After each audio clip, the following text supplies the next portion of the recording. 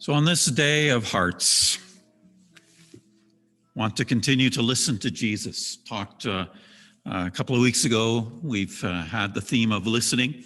Talked a couple of weeks ago about listening to Jesus. And so I want to return to where we left off. Seems like a long, long time ago before Christmas. And we were in the Sermon on the Mount. Remember, the Sermon on the Mount begins with those, what we call the Beatitudes. Jesus declares a blessing on those who are poor in spirit, those who mourn the weak, those who hunger and thirst for righteousness, those who are the pure in heart, the persecuted. And then Jesus turns to his disciples and he calls them to be salt for the world, to be light for the world. And so those are maybe words from the Sermon on the Mount that we are the most familiar with, the Beatitudes, the call to be salt and light. But Jesus' next words in the Sermon on the Mount that he addresses to the disciples and the crowd that's gathered around are words that are surprising, but they're also words that are confusing. At the same time as they are surprising and confusing, they are also words that are crucial because they set the framework. They provide the gateway to everything that follows in the rest of this teaching block that we call the Sermon on the Mount. And so on this day of hearts, Jesus gets to the heart of the matter with these words. Do not think that I have come to abolish the law or the prophets. I have not come to abolish them, but to fulfill them. For truly I tell you that until heaven and earth disappear, not even the smallest letter, not the least stroke of a pen, will by any means disappear from the law until everything is accomplished. Therefore, anyone who sets aside one of the least of these commands and teaches others accordingly will be called least in the kingdom of heaven. But whoever practices and teaches these commands will be called great in the kingdom of heaven.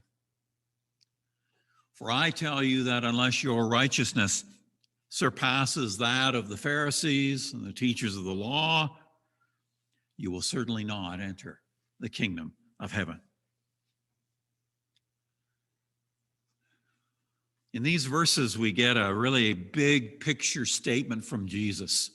It's a big picture statement about how Jesus, how he understands the scriptures, particularly in his case, the Old Testament, how he understands the law, how he understands righteousness, and how Jesus sees himself as fulfillment of the law. And he announces that he has come to fulfill every part of the law. Now, how was he able to do that? Because if there was anything that Jesus was accused of over and over again during his ministry, it was the accusation that he was a lawbreaker, that he broke the law. And he did this, he fulfills the law by redefining the law of God around the law of love. He redefines the law of God around the law of love. And this redefinition of the law of God around the law of love is the heart of the matter. It is the heart of God's kingdom. So Jesus begins with those words. He says, "Don't think that I have come to abolish the law or the prophets." Law and prophets is a phrase that refers to what we commonly call the Old Testament. And Jesus' statement reflects the conviction of the Jewish leaders. You see, he's correcting them. They think that Jesus has come to abolish the law and the prophets. That's the accusation that they're making against him. And he says, that's not what I'm about. I'm not about abolishing and nullifying the law and the prophets. Well, why did they think that of Jesus? Jesus was a good Jewish boy, as we might say. Why did they think that he was going about promoting the abolishing and the nullifying of the law and the prophets? Well, for a lot of reasons. One of them was that Jesus taught that loving God and loving neighbors was a fulfillment of the law. It fulfilled the entire law. Jesus says you don't get points by keeping the rules. You get points by loving God. You get points by loving your neighbors. And if you're someone whose life is all about keeping the rules, if you're someone who thinks you get points with God by keeping the rules, then that sounds like Jesus is abolishing the law, doesn't it? Love God, love your neighbor. Those are the greatest commandments, Jesus says. That's one reason they wondered what he was doing. Another reason is that Jesus sat down and shared meals, had fellowship with those who were viewed as the worst of sinners in his day. In Jesus' day, the worst of sinners were tax collectors, prostitutes. And to share a meal with someone like that was equivalent to saying, "These are my people." You are defined by the company you keep. And so Jesus, hanging out with sinners, identified himself, at least in the eyes of the people who said you're defined by the company you keep. If Jesus is hanging out with sinners, then Jesus himself must be a sinner. Doesn't seem to be concerned about a lot of the things that the law and the prophets concerned about. Maybe that's why he's accused of abolishing and nullifying the law and the prophets. And Jesus acted in ways that sometimes that could be interpreted as setting aside or at least relaxing the law. Let me give you a couple of examples here. Most Pharisees, most Sadducees, the two main religious bodies who were very concerned with observing and keeping and making sure everybody else observed and kept the law, they assumed that the prohibition against working on the Sabbath, remember one of the 10, the big 10, right? Keep the Sabbath day, keep it holy. They said that to build a fence around that, keeping the Sabbath day holy, you are not to work. Still is a practice of observant Jews today. And that included gathering food. You read in Numbers, the book of Numbers, chapter 15, where a man is actually stoned to death for picking up sticks on the Sabbath. Serious. But in Matthew 12, the passage that's on the screen here, if you read that account, Jesus sees nothing wrong with his disciples picking and eating heads of grain on the Sabbath. And what else happens there?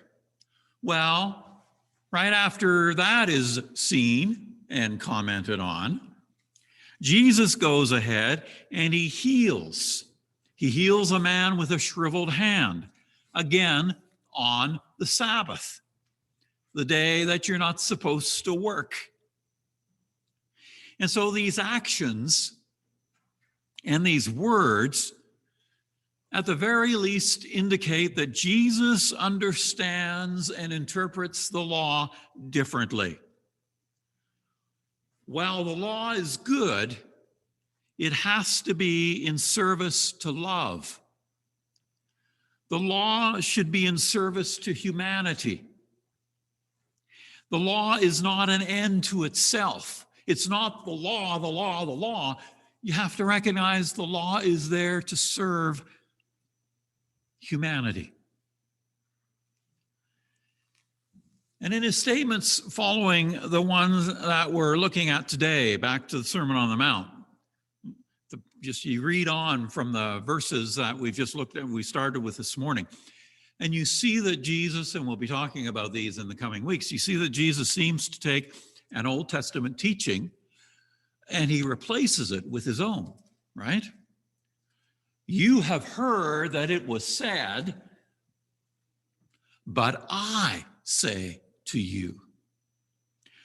You have heard that it was said, an eye for an eye and a tooth for a tooth. Matthew 5:38.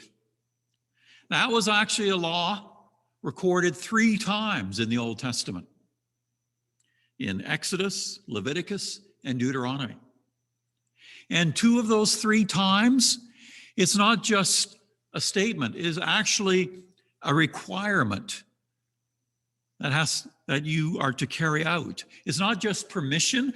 You can take an eye for an eye, a tooth for a tooth. In 2 of those cases, it is said you will take an eye for an eye. You will take a tooth for a tooth. That's the law. You have heard that it was said, eye for an eye, tooth for a tooth. But I tell you, Jesus, the law says, but I tell you, don't resist an evil person.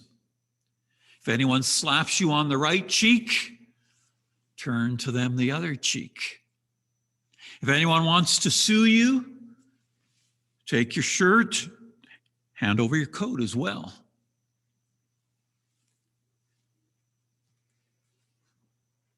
And he pushes further. An eye for an eye, no. Love your enemies. Pray for those who persecute you.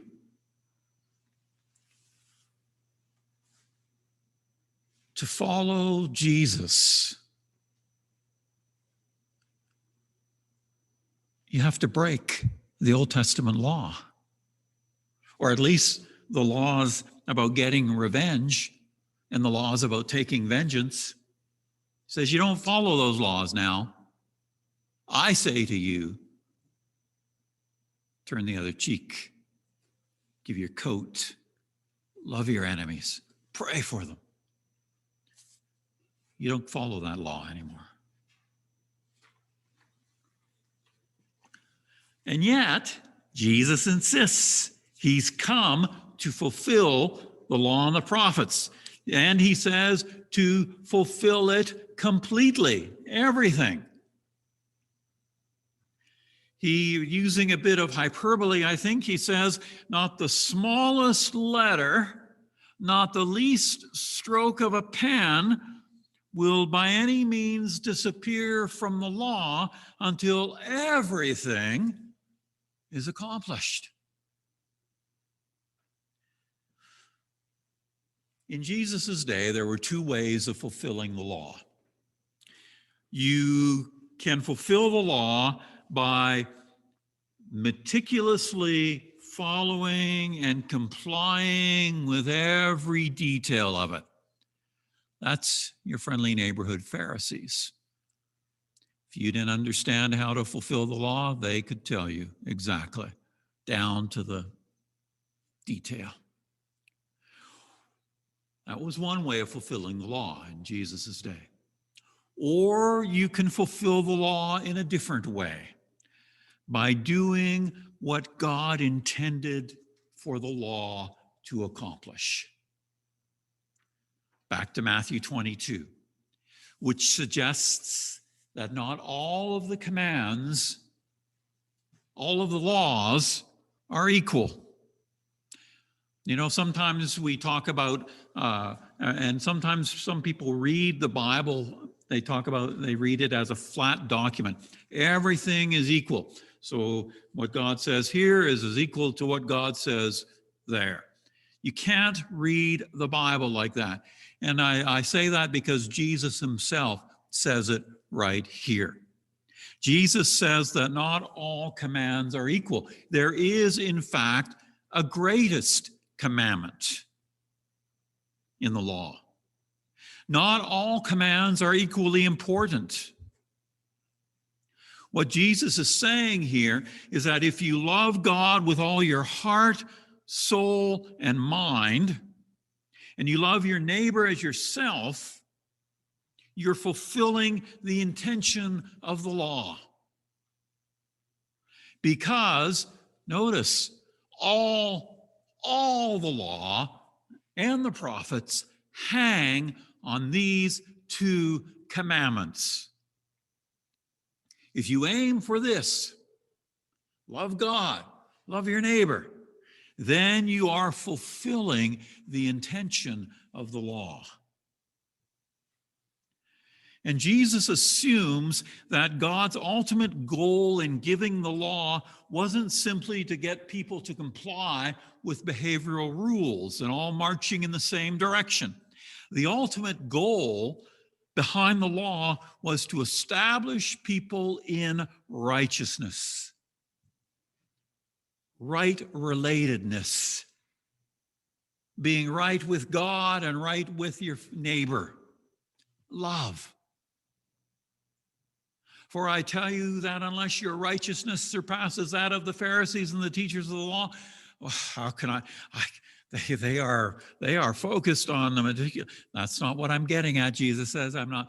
It's your rightness. You're fulfilling the intention of the law. The ultimate goal behind the law is right relatedness. And Jesus believes that God gave the law ultimately as a way of showing us and growing us in what love looks like. The intent of the law is to make us loving people, not rule keepers, not minutiae recorders, but to make us loving people who love God, loving people who love our neighbor, love each other. Love is the center of the center. Love is the beginning. Love is the middle. Love is the end of what the kingdom of God is all about. And we know that this was a foundational teaching for the Christians in the early church. Just look at passages like this one from Romans chapter 13. Paul says, let no debt remain outstanding except the continuing debt to love one another. For whoever loves others has fulfilled the law. The commandments, you shall not commit adultery, you shall not murder, you shall not steal, you shall not covet, and whatever other command there may be, are summed up in this one command. Love your neighbor as yourself. Love does no harm to a neighbor. Therefore, says it again, love is the fulfillment of the law. It's not surprising when you understand how Jesus was accused of being a lawbreaker, when you understand that Jesus had those who were very concerned for the law said that Jesus was all about nullifying and abolishing the law and the prophets, that the same accusation is made against Paul. Look at this language. Paul says it's the heart of the matter. If you love God and love your neighbor, you are fulfilling the law. Right relatedness, love, is the heart of the matter. And that's how the righteousness of Jesus' followers would exceed the righteousness of the Pharisees and the teachers of the law. The true intention of the law was not about behavior. It wasn't about compliance. It was about the condition of our hearts. Love is the beginning, middle, and end of everything that followers of Jesus are to be about.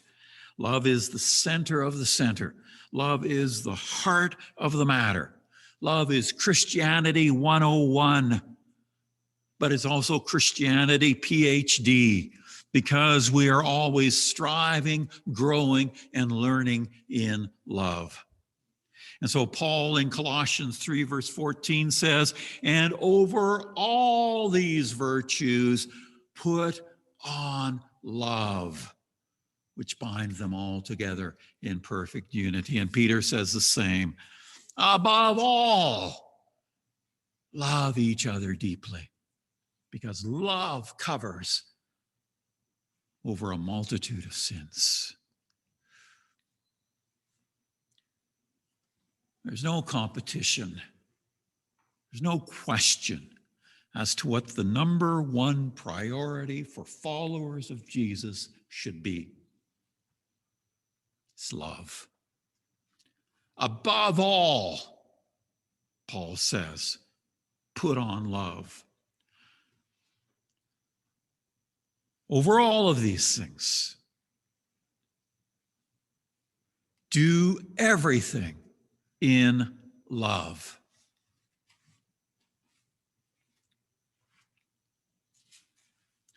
What does that love look like? You know, love is one of those words, right?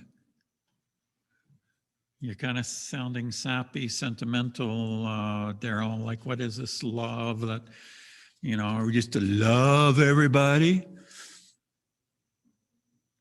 Well, we get a definition of what this love looks like that we're called to, that Jesus emphasizes, and it comes in 1 John. This is how we know what love is, okay? Whatever's been going through your minds for the past 10 minutes or so, as I've talked about love and the priority and the heart of the matter, erase, delete. This is how we know what love is.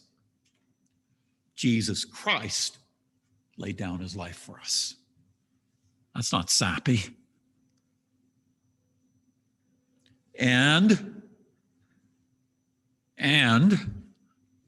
we ought to lay down our lives for our brothers and sisters. Oh, that's what this love looks like. If anyone has material possessions and sees a brother or sister in need, but has no pity on them, how can the love of God be in that person? You see, our picture of love doesn't come from the songs that we hear on Spotify or on the radio, doesn't come from the movies that we watch on Netflix. It doesn't come from our hormones. Our picture of love comes from the very heart of God. At the cross, God expressed what we are worth by what God was willing to sacrifice for us. And God was willing to give up everything for us. That which was most precious to God, he gave up for us. His one and only. There was nothing God could sacrifice that he did not sacrifice. And this is what love is. Love is ascribing worth to another at cost to yourself. Showing what someone's worth by what you're willing to sacrifice for them. That's what love is. And God illustrates this love so that we can live in it. And our most central job is to receive this love, yield to this love, be transformed by this love, and then to imitate this love. Follow God's example as dearly loved children. What is that example? What does that look like? Live a life of love.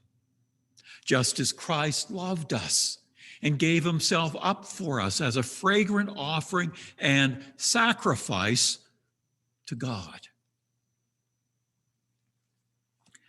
Notice that for Paul, to follow God's example is to live a life of love, just as Christ loved. And that's how we make our lives a fragrant offering and sacrifice to God, by living a life of love.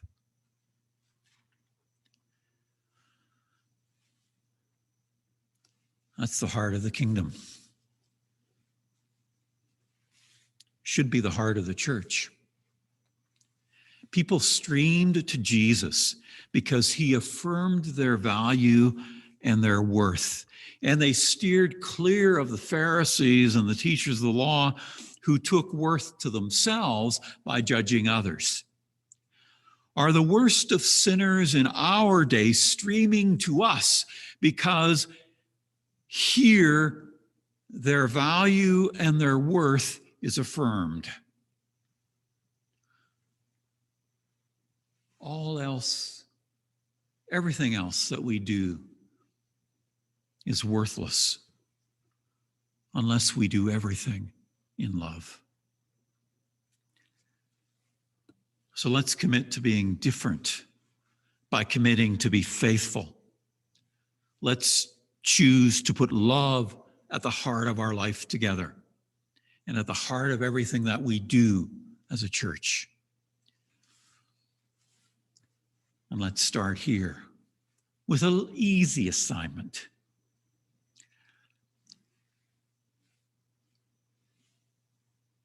Identify 3 people on this planet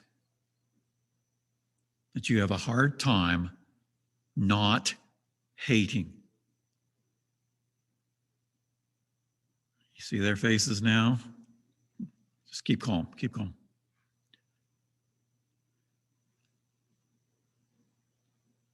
Commit to praying for them every day until you come to love them. Which, I don't know about you, but I think for me means that I may end up praying for them every day for the rest of my life.